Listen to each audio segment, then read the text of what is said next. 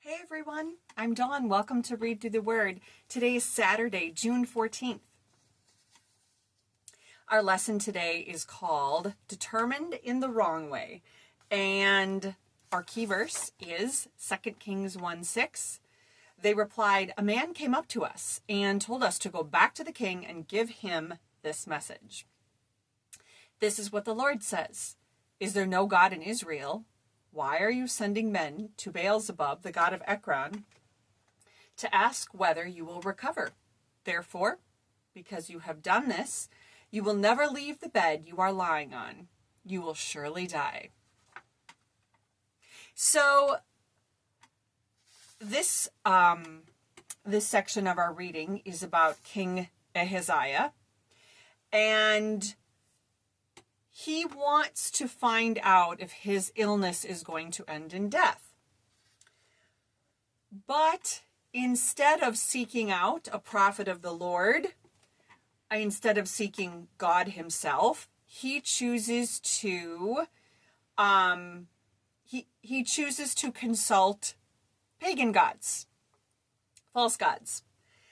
And it's interesting that he does that. In the archaeological Bible, it talks about different beliefs that pagan people had in the culture at that time. And we know that both Israel and Judah are not immune to different cultural things.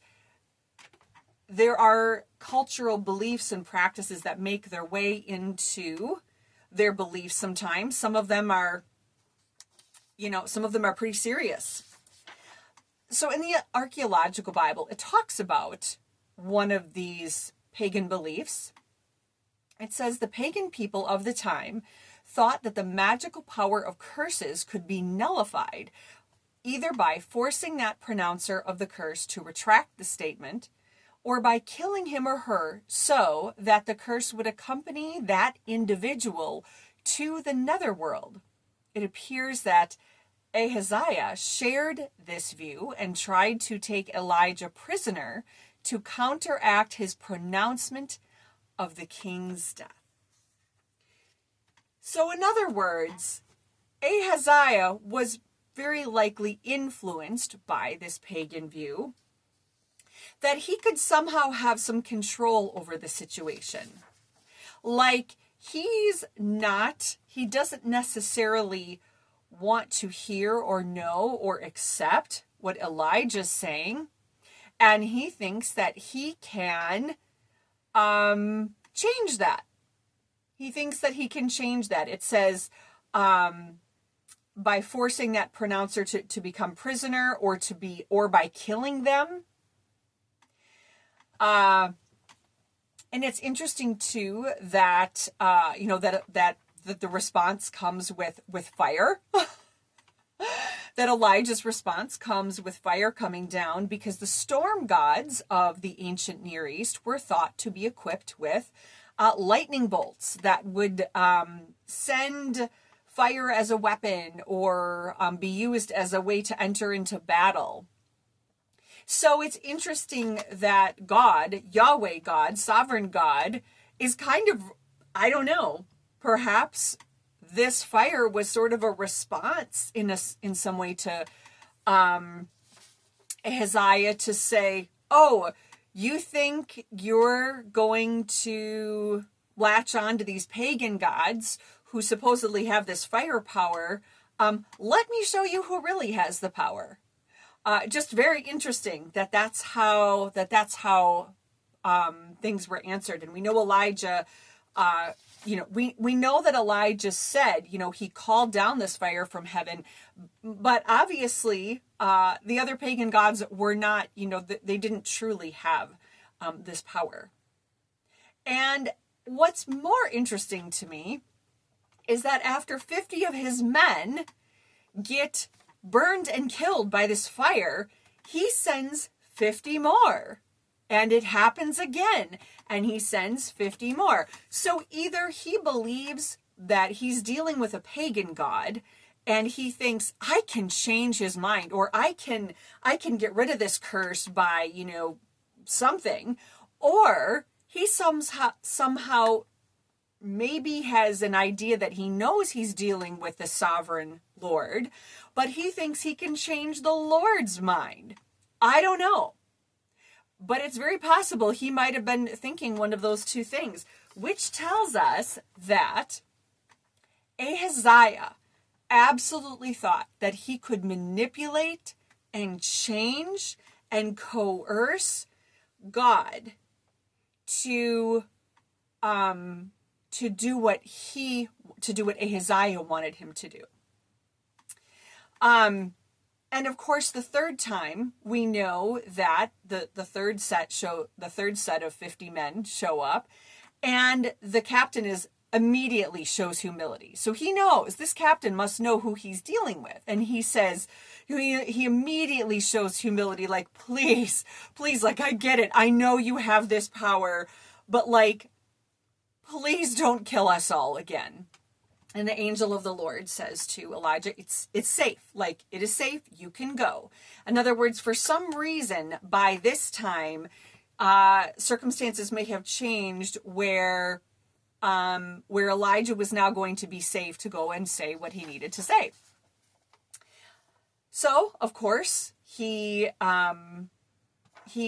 goes to King Ahaziah, and after all of that effort, after Ahaziah's push to, his belief that somehow he can control and manipulate these circumstances in order to get Elijah to say what he wants to hear.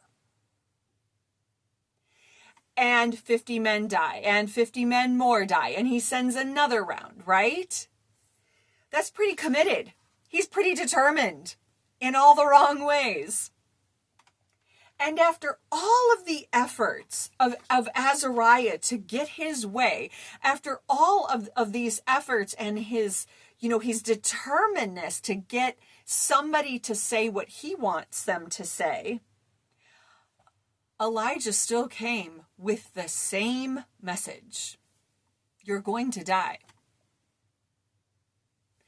And I just think that's such a stark picture of somehow how we can all get. I know I have gotten, not to that extent, obviously, but on some level, haven't we all been in a position where we just think, I don't like what I'm hearing.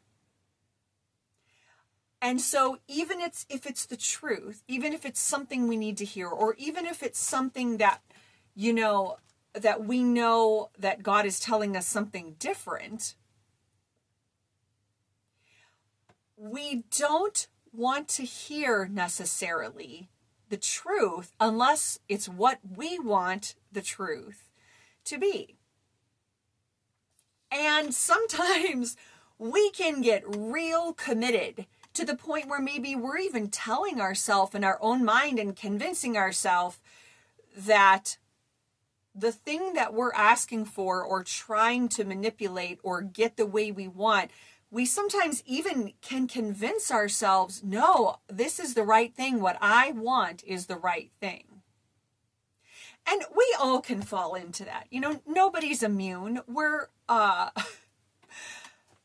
guess I want for us to know that I think this is not a lesson necessarily to be extraordinarily hard on ourselves, but maybe even to have some grace and to have kind of the capacity to say, wait a minute, I am not listening to what I know I should be listening to.